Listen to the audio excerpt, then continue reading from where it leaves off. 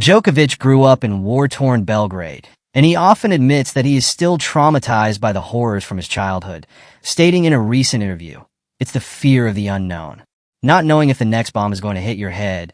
And so it was every day, the alarms, the sirens that woke us up every night when the planes were approaching. I remember my mother one night, because you're sleeping and in the middle of the night you wake up because you hear the siren and you have to grab a bag and go down to the basement of the building to try to take shelter." The Serbian, though, went on to become one of the all-time greatest tennis players, as he has won 24 Grand Slams, the most in Open-era history, and also set numerous of the Russian-born Greek apostoli, who played professional tennis and won 3 ITF titles, highlighted why she is so impressed by Djokovic. Djokovic made it on his own.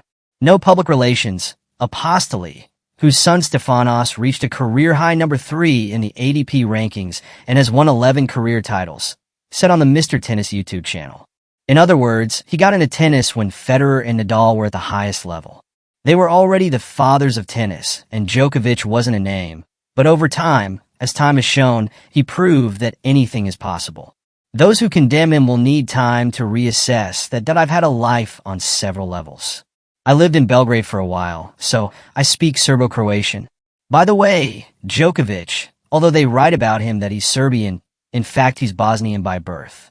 But he chose one of those nationalities who lived in Yugoslavia, that he had a very difficult childhood. That could be explained. He had to hide in an air raid shelter as a child. Federer grew up in a happy country, Switzerland. That's also worth bearing in mind. He hasn't experienced those moments when you have to risk something to achieve something else. Our records on the way, Djokovic was also the man to break Federer and Rafael Nadal's dominance, as the Big Two became the Big Three.